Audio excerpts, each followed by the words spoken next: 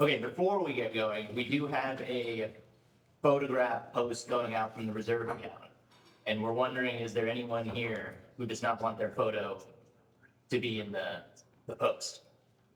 Just raise your hand if you don't want. I'll blur you out. Okay. Okay. Got it. Thank you. All right, cool. Sweet. Thanks for joining, guys. I think this is clearly a pretty popular workshop here. I'm excited to see that everyone wants to learn about how to generate some passive income with RTokens. So yeah, like the reason why we wanted to do this is, here at Monetarium we have like a large spectrum of users and participants in the reserve ecosystem, and so I wanted to start out basically to think about where we are and explain what you can do with RTokens at a very basic level. And then for part two, we're going to go into some more complex strategies, some things that more deep DeFi users would want to see with RTokens. And so I kind of want to start off with just an overview of how yield is kind of generated in DeFi, and then specifically how you can use the reserve ecosystem to do some of these actions and generate your own yield. So at a very basic high level, as intro, there's really three basic actions that you can take in DeFi that allow you to generate yield. One is staking. Two is liquidity providing on a decentralized exchange. And three is lending in a borrowing lending protocol. And so what's cool is reserve is kind of the fourth, where you can just kind of buy and hold, and it allows you to get passive exposure to one or more of these three actions in DeFi. So to start out, let's just dive in a little bit and explain the reserve ecosystem. We can hop in here. Obviously, yesterday we went through each of the RTokens, how they've grown, what the collateral backing is, and all of that. So I'll kind of save that part because we've already gone through it, and we'll jump right into generating yield with RTokens. And so the way I like to think about it really is kind of a two-pronged approach. In the reserve ecosystem, there's kind of easy mode, where let's say you're a passive investor that simply wants to buy and hold and just generate passive yield and not pay attention to much, right? You have the option to do that. You also have advanced mode, which is where you can provide liquidity on a decentralized exchange or lend your RTokens in different ways. And so I'll start out first by just going through what you can do in quote unquote easy mode if you wanted to just kind of buy and hold. And I'm happy to kind of demo this out just for folks that aren't super familiar. I'm going to be doing it on Base. Obviously, the gas fees and stuff on Base are a lot lower, so it's easier to demo these sorts of things. And so let's say I was a user that was sitting on some stable coins or US dollars and wanted to just earn kind of passive yield with my USD or USDC or something like that, right? You could come down here and there's high yield USD, one of the first RTokens ever deployed. I don't know if he's not here. Deployer is not here, but shout out to Tom. So if you wanted to explore what kind of yield you could get here, you can see right here it says mint 5.1%. So that means that simply by minting and holding high yield USD, you could just earn 5%, and all you would have to do is mint it and just hold it in your wallet. So if we wanted to do that, you come in here, we could choose the asset that we want to mint with. Here I have about 50 USDC in my wallet, and we could say, okay, let's mint $10 of USD.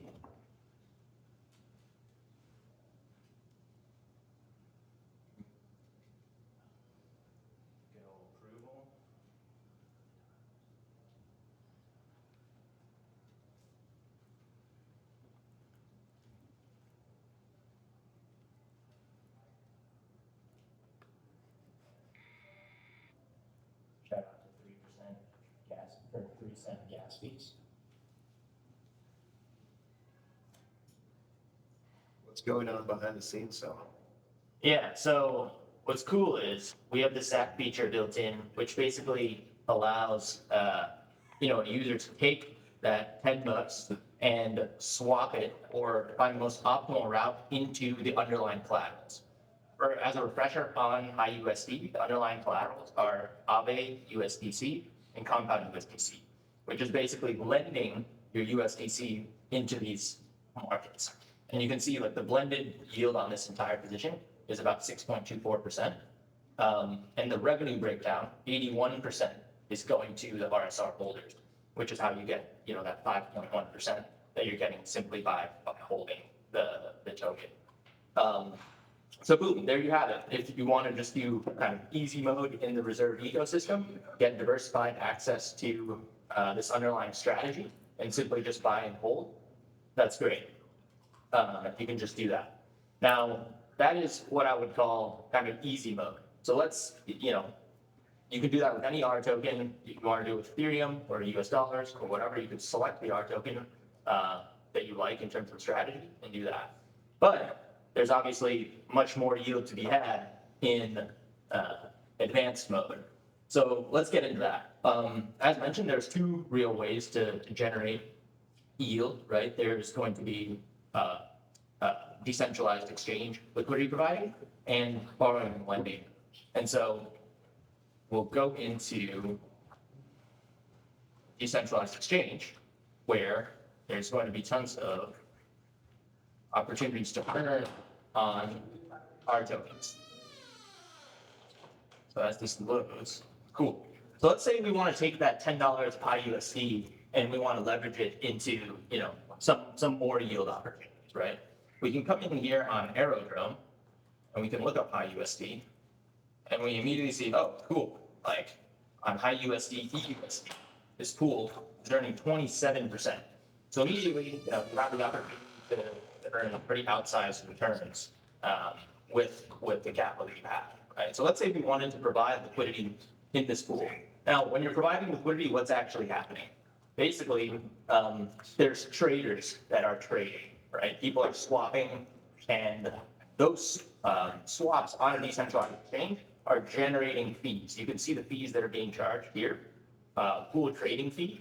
So for every swap that goes through this pool, 30 basis points is being basically taken as the trade, right? And you as the liquidity provider in a given pool, you are earning those fees based on the share of the liquidity pool that you are holding. So if you hold the entire 100% of the liquidity pool, you will be earning all the fees that go through that particular pool. Similarly, if you own like 10%, you'll earn 10% of the fees that go through the pool. But with this volume, how is it possible that you're getting 27% APY, right? That's where, DeFi comes in and you have token emissions. So on most decentralized exchanges, you're basically going to have a combination of the yield coming from a combination of trading fees within that decentralized exchange and protocol emissions, which are basically incentives to get liquidity providers to come in, provide liquidity, and thereby create more efficient markets for trading. So let's say we wanted to liquidity provide in this pool. So when you're liquidity providing, you need to provide equal amounts of both assets. So right now, of course, we just minted $10 of HiUSD. So in order to liquidity provide in this pool, we also need $10 of EUSD to pair together, and thereby creating the liquidity pool pair, and that way we can enter the pool. So what we need to do now is go and acquire $10 of EUSD. So we can come over here and easily swap our USDC into EUSD.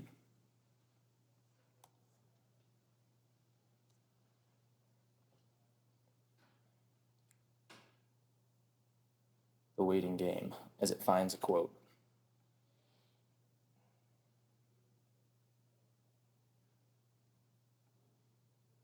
The approvals.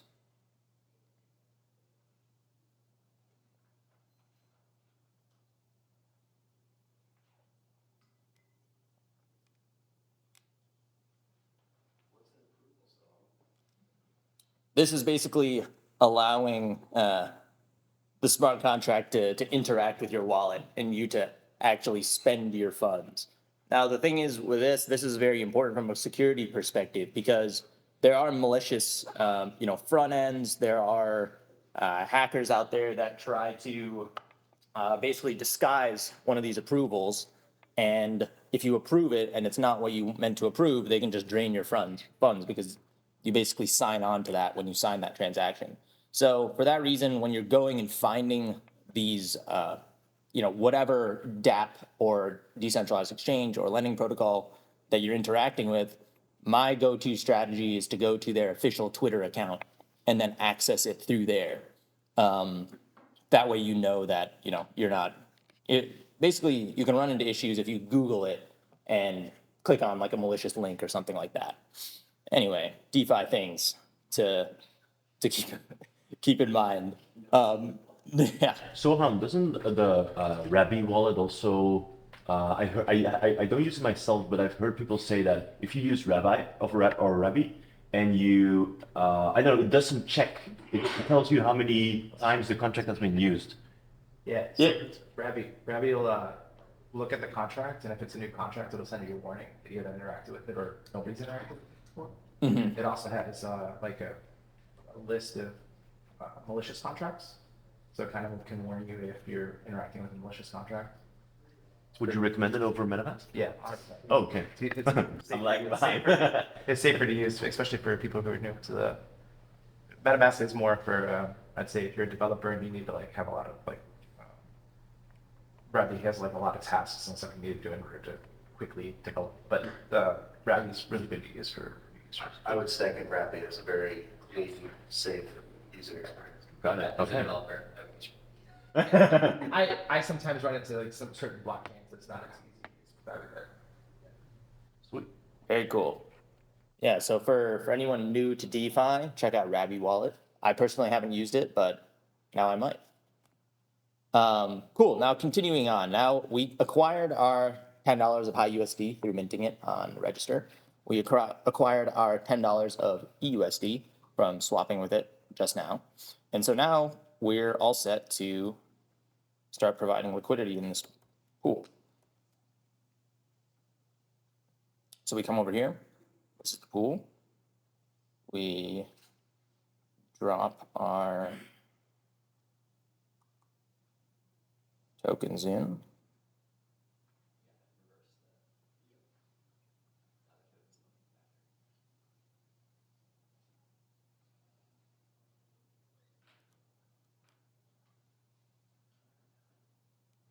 this is actually a great UX example.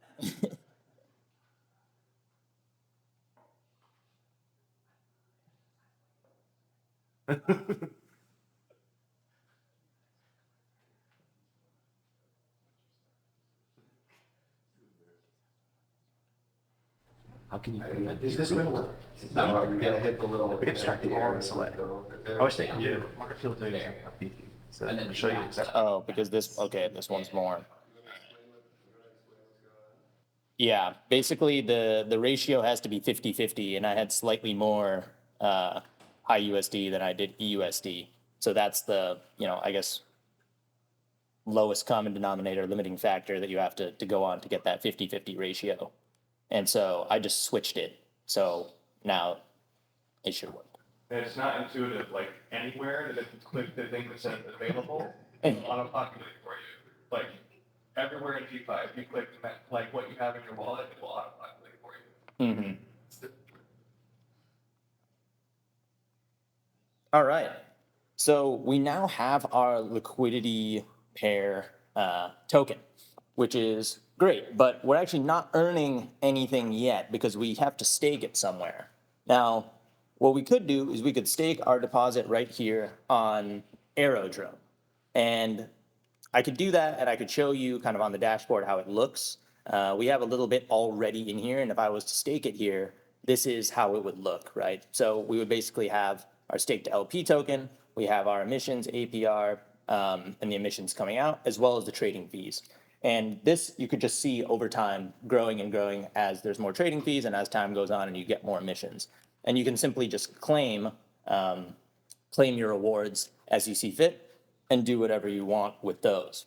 Now, what I did want to say is we have our good friends from Beefy here. And so this is another place and another option for staking your liquidity token for various different benefits. Can you So- just show quickly Yeah. how you would like if you go in the reverse, like if you want to withdraw Yeah, definitely. everything. So okay, so you accrued like one reward token, a little bit of fees. Like you don't need to go all the way. That just show how so that you go that way. Yeah, definitely. Do you want to see how to claim and then how to? Okay, yeah, sure. So we could claim this. So right back here. to stage one. Yeah, totally. So here we go. We have, one arrow token, which is, I guess, $1.04 of rewards here that we can claim. Can I add something? Yeah. So in Aerodrome, they have a mechanic where essentially all the trading fees when you stake into the gauge, instead of you earning them as a liquidity provider, they actually go to bribing people to vote for emissions for that pair. So the reason you're earning Aero is because the people who have the Aero tokens are all voting every week on all the pairs that are available on who gets what for emission, like who gets the percentage of emission. So the more bribes that are available, the more that the Aero voters would want to vote for that pair, and the more emissions that will be earned. So that's why it says you're earning trading fees and you're earning emissions. If you're not staked in the gauge, all those trading fees still get held to the LP, so then you'll earn those trading fees. But if you're staked in the gauge, they actually go to the bribe for the gauge itself, and you earn the Aero emissions. Oh, I see. So it's the different ways what you want to earn. Right. But Thanks. Aerodrome's a new DEX that has like a whole new incentive mechanism compared to some of the older ones like Curve or Uniswap. it's a little bit more straightforward on those ones. Yeah. The airdrome is more straightforward than. No, the Curve in Uniswap is more of like you just stake it and you're in the trading fees. Right. Curve, they can actually give you a little bit of Curve on top. Mhm. But with Aerodrome, it's a whole different mechanic, like a gamification of like bribing and trying to get more value out of like holding the Aero token because you're earning this bribe income of people like competing for emissions. And so that's why there's like this incentive mechanism for that. Right. But the other cool thing about Aero is it incentivizes voters to send emissions to protect their liquidity. Yeah, that was the whole purpose in the first That's the place, purpose. was that like, because the trading fees that are earned by the LP are going to the bribe, that the most, like trading fees that are earned will be the most bribes, and those will then be the most emissions. So the most productive liquidity is giving the most emissions, So you essentially. just won't get fees for emissions. Yeah, so, alright, so that's what the naming is. We're very aware in the industry it's a very bad name for this, but unfortunately it unified for all the different platforms. I think Curve started with it. But essentially it's providing some sort of incentive for you to vote for that LP. So you'll be able to like put in like $2,000 of rewards for the voters. And the voters, once a week, they'll be able to claim a portion of that for whatever their amount of Aero that they're voting with for that LP to get emissions. So if you hold a whole bunch of Aero, you can go and say, hey, like I can earn $2,000 by voting for this pool, and you'll vote for it. And after that week's ended, depending on like the amount of Aero you have compared to the other voters of that pool, you get a percentage of that $2,000. That's part of the protocol. You're not doing something illegal. No. No. It's a bad name. It's more of like they call it a bribe because you're all the voters, you're kind of incentivizing them to vote for that pool for emissions.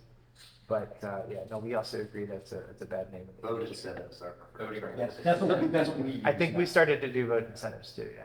So everybody following still, you got all that. It might also be worth noting that Aerodrome's actually been very successful as well. Like, inside plus, like, it's doing its thing and it's working. So if you have this, like, how would you allocate from here? Like, how would you mechanically allocate to the bribes or to like something?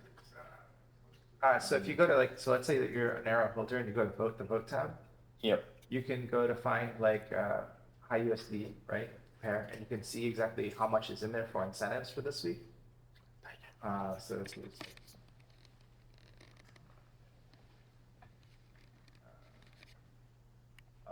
It just turned over, right?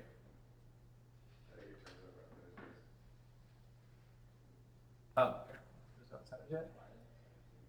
They can add incentives. So I don't know why it's not loading, but there's generally there would be incentives there for voters to go for. So like there'd be like $10,000, something like that.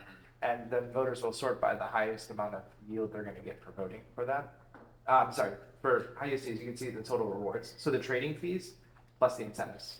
So you as like anybody actually, it's decentralized in the fact that like anybody can permissionlessly go and add incentives. So if you wanted to see more emissions and you wanted to, I guess incentivize holders to vote for that pair, you can actually add $1,000 of your own incentives if you wanted to that. So you give up your trading fees to the voters get more emission credits. Yep.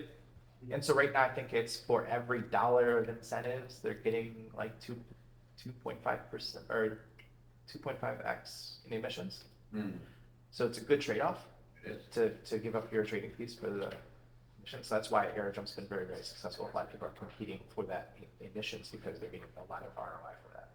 And I assume there's unlimited supply there. No, it's a finite supply, but it's on a curve, distribution curve. So like every week, the emissions that AeroDrone emits is actually going down. It is, there's a tail emission all the time. They can sort of vote to decrease it or increase it by 1%. Is AeroDrones infinite? Yeah. Okay. Aerodrome has infinite Actually supply. wasn't, I don't think. Yeah, there's an aerodrome thing, actually. Yeah. You can vote to increase the inflation by 0.1% every week, or you can vote to decrease it by 0.1%, or you can vote to do nothing. But I think, yeah, that's going to start, I think, in the fall. I think it's like Epoch 65 or 67 or something. And that's when like this aerodrome fed concept comes into play. Or basically if you stake your arrow, you then have voting ability on what happens with the emissions. So like that kind of decentralized body controls where the emissions curve will go on a, week to week basis. Sorry. No, not at all. I definitely want this to be like as interactive. So ask as many questions. We have a ton of people in here that are very deep in the DeFi game. So between everyone here, I think we can get all the questions answered, no doubt. Coming back to your question in terms of like how do you actually exit the position? So you can come here, and I'm already in this pool. And so if I was to come, to the dashboard, I would just unstake right here. So this is within this wallet, I already had, some staked already. And so I could come here and I could unstake. And then that would just basically unstake it. And then I would go to the liquidity tab.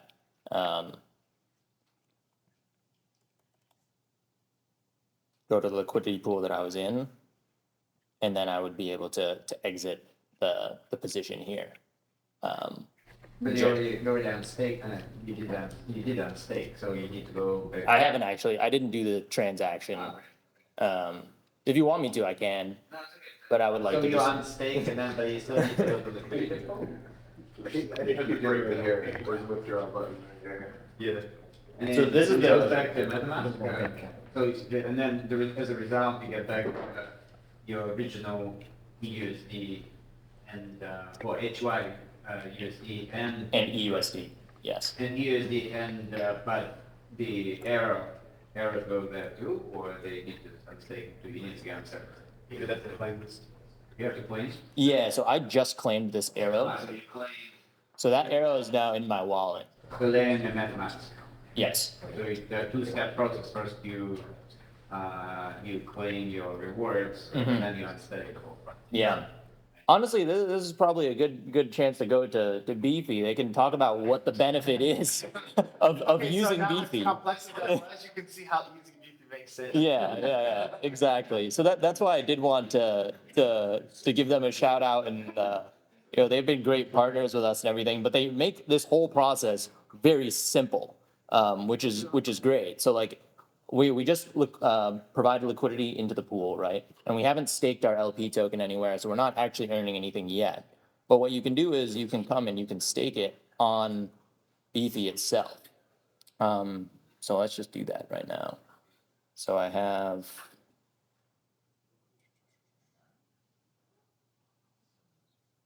Well, that's weird. It's the top one. Did you stake it maybe? I think it's it. I don't think I staked it. Yeah, you did stake. Yeah, it is. Did you not stake? I have some staked and some unstaked, but the unstaked was, or the staked was from before. Maybe since it was staked, it took the new ones and automatically staked them. No, I have the liquidity pool token here. Is this like a different? Is it a different LP token here? There we are. There we are. Yeah, this is a different one. There we are. All right. Beautiful. So now we can just go here and stake this and deposit it into Beefy. I can explain what BV does. Yeah, go for it. So when you deposit the BV, instead of you earning that Arrow token, we actually will continuously sell it for more stables.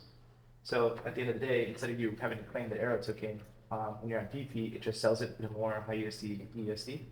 So you just end up with more liquidity tokens. Yeah. And it compounds. So now it takes your, APR, which is like a linear, simple interest, and make an exponential interest. What about the concentrated pools? What about it? Do you guys offer vaults of them? Yep. So we actually just launched the CLM. We have mostly the stuff with the reserve is on Arbitrum, but we have a lot of really good pools. really good yield. So BT is an app. Yes. So we're like automation scripts. So essentially, we just automate the process of getting rid of the token. So there's a couple reasons this is good. One is that usually staking is like income, right, in most countries. Whereas you're basically trading for moon tokens and trading back. So you're more of like capital gains type thing as your moon tokens continue to increase in value. The second thing is we have a lot of detailed information. So you can see historical profit and loss data. You see all the historical rates, TBL. Also, the Aerodrome token is very volatile. So I think even 2 weeks ago, it was down 70%, and then it went at 2x in a week. Yeah. So you're thinking about your yield, right? If you're continuously earning that Aero yield, but it goes down 70%, now your yield isn't really what you realized it. So actually, by the process of selling it back into those stables, you're realizing that yield every single day. So there's a couple of main benefits, but he also shows how to build liquidity. With Beefy, you can actually just come with any token, and just it automatically does all of those steps that you just did on Aerodrome for you. And when you want to withdraw, you can withdraw the HUSD, or H1USD, and you don't have to go back and remove liquidity from the platform or anything. You just do. Provide the transaction. Yeah, everything's so it's all done in one transaction. So we have a ZAP contract that essentially takes your token. And actually, can you just use USDC for example? Yeah, let's try it. And so try like the $10 or something. And we use our aggregator. So use hybrid swap. It'll swap $5 of USDC into IUSDC, $5 into EUSDC, create liquidity on Aerodrome, and deposit it into BP and send you the moon tokens for you all in one transaction. Will it mint the high USD or redeem the high USD? No, if the underlying providers, so the underlying aggregators do that, which some of them do have that integration, it'll do it, but it just uses the aggregators for the best rate. Do you have any of those? Are any of them minting yet or Not not? directly with the aggregators. We're working on it. Next step. So I know certain 1inch and stuff does minting for a variety of different protocols. So Yeah, 1inch and Otis. yeah, and so we're going to have Otis integrations coming up the next few weeks. Okay, cool. But yeah, if they do, if the underlying aggregator does the minting, then that'll help with the process. So you deposit, so in this particular case, you deposit USDC. You can deposit any token, yeah. So you don't have to go separately and swap for all the tokens and create ratio and they'll have liquidity. It's all done in the back. Spend $100 on what I did, put in there. Right. So can you go through, be it possible to go through?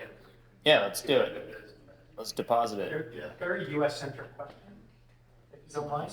On the daily compounding, what do you think you do tax-wise to deal with that? Is that? So I can't specifically answer the tax question, but the thought when I like deal with, we talk to a lot of different economists, a lot of places. Most people like say that you're trading into the asset, so you're trading into the moon token. So it's whatever your cost basis is for originally entering into that, and then your cost basis then when you exit, because then you're trading back on it token. So then it's the value difference, and you take the capital gains or capital loss from that. Yeah, it's the same short-term, long-term, if it's less than a year, it's a short-term thing. Yeah. Now, I like every country, every accountant, everybody's different. So, who knows? But because you're not doing the effect of claiming and it's all kind of socialized, it's more of like you're trading into the instrument on. So this is what it looks like when you do the zap. It's all in one transaction, kind of doing everything that Wesso just said. To clarify, there's like very little risk. You're actually setting your slippage tolerance so that if after all these steps, right, which you can scroll down, there's like Yeah, and this is long. if you jump it up with the amount of RTokens, There's a lot of things going on here. if the end result is not enough balance, the whole thing will undo itself, right? So you're not really taking a risk here by chaining all the steps together. Yeah. Can you, like, the 27% number, like, all the way down, where is that coming from? Like, what are the different components? That's like The 27% APY. yeah. It's all just from Arrow emissions. Oh, and there's, someone's arbitraging the 5% or whatever you'd be earning by just holding the high USD token. So when you have a rebase token inside of an LP, then generally all LPs are sort of that's arbitraged away a little bit. Now the high USD though, I think is like It's appreciating, appreciating. but arbitragers also probably. It's just like with wrap staked ETH or any of the other ever increasing tokens like liquidity providers to have sacrificed some of the yield to arbitragers. So for example, it's just Arizona minting that many new tokens or whatever. Yeah, APY slowly comes from the aerodrome tokens. But because if you think about the way that an appreciating token in a DEX pool might work, like there's equal amounts of both tokens, and one of the tokens is slowly appreciating, like that value slowly changes, and the pool is mispriced. Yes, And so they come to someone will come in and take advantage of that mispricing, and so the LPs in the pool don't really get advantage of the APY of the underlying tokens in the pool. You want denominated in there? I mean, you get it in the underlying, more USD, APC. So you're more stable. Yeah, based on the price of the What's the APY? Yeah, so it's not 30% denominated in USD, or is it not? Yeah, so I mean, really, it's the number of, okay, you take the amount of annualized Arrow emissions you would get based upon, the position, and then the amount of total value that's locked in the pool, and then you can find your yield rate from that. Okay, then put it another way. If the Arrow token goes down, what happens? It goes down, yeah. It's based on USD terms. You could see, you could see on the chart, like we show you the historical yield.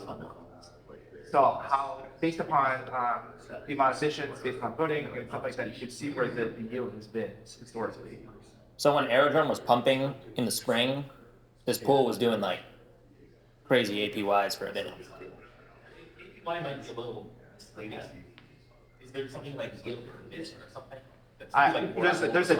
There's a daily rate you can look at as well on the side.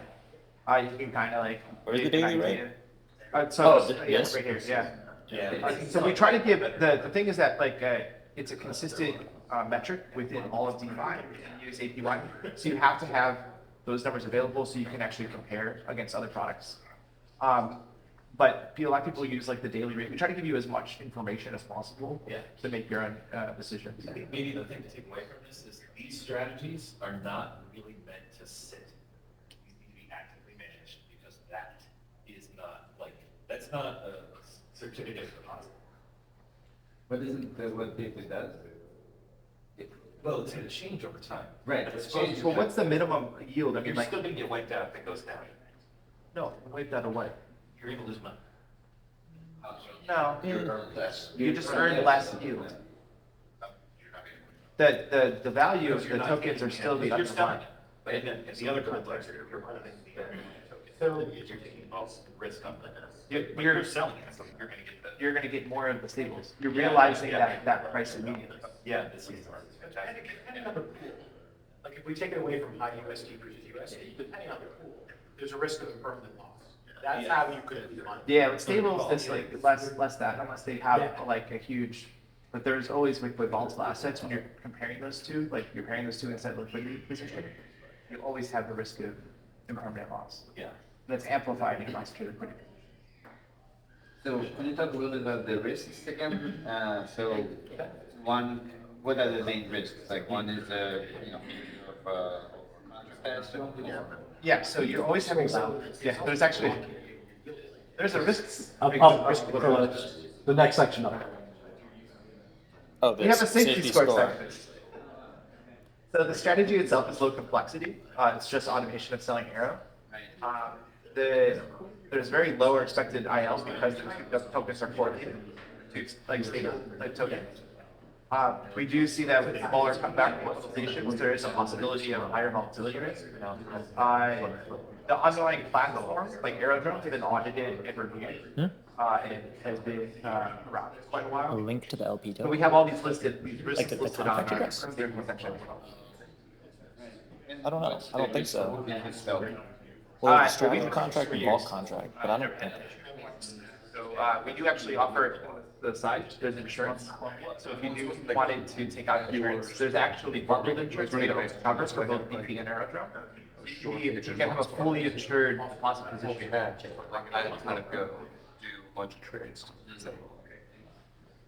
Bottom line is BP makes this whole process infinitely easier.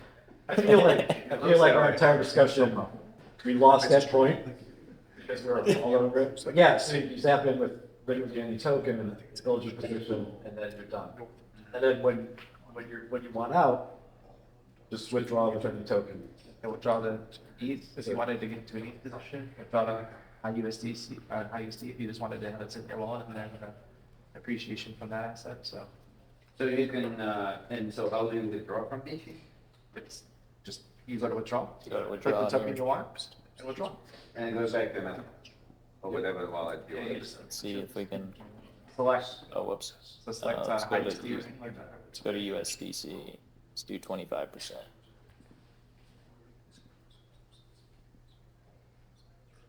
In terms of the arbitrageurs taking yield between the tokens, what do you have to do? The square root, actually. That's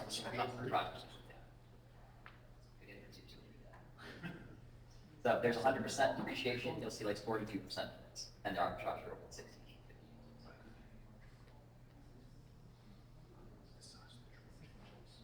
You might have to do that, so that. Before my newbie question, so going back. Press the green thing to reload it. Let's try it again. So, so I come from a traditional finance background, and my thinking is that there's a high yield, there's, the risk that, that you're getting compensated, right? So these are all this outside yields versus what you get elsewhere, right? Yeah, it's kind of hard to think that same way. There's obviously an associated risk with everything in DeFi. There's contract risk, there's, risk of, one of the tokens becoming under collateralized, there's just a whole bunch of things that's happening. These sort of to take into consideration. But with this specifically, it's when it's sort of the bull cycle happens a little bit. It happened with Arrow. The appreciation of the underlying token itself becomes really valuable. And so because of that value raising, all of the yield starts to go higher. So that's really what's happening. Just use cow swap for storing. Yeah, so people like to get confused, GC and constant. Always, at every convention, they always put us like, crossing each other. And then people make like jokes of the entire time coming up. Do you think we're gonna nerf them? You should. Question, why does someone not use me and do it directly on Eric? When you're not asking our person, yeah. But it's if you're like a pool of arrow, like you want to hold that like multiple assets and you're going to speculate on it, then I would say use arrow. Some people like to manually chop off because they like misery. If you're bullish on the emission token, There is a fee. Yeah, there is a performance fee. We charge, so for all of this, we charge 9.5% of the yield. So some people would like large loans, sometimes like to manually do it themselves to hurt the cost fee.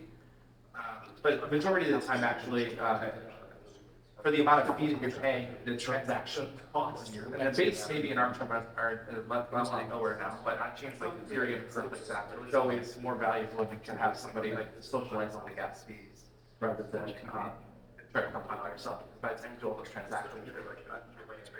I think it was B2 on Ethereum. We're on 20. Back to the main page. the main page for. Yeah, just go, just hit the beat. Oh, I see. So, hit click on it. So, right there, going across the top, circle.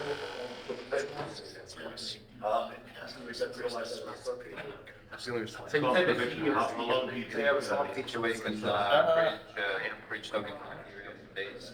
I mean, we can go as long as we want. We can end whenever we want.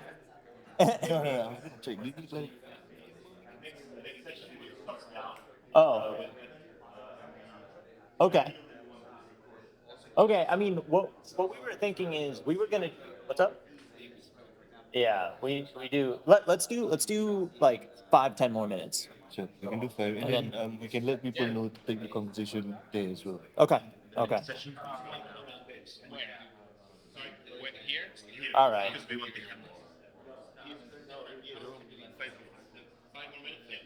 Yeah. Okay. So we're gonna have to move to the new sessions soon. Hold on.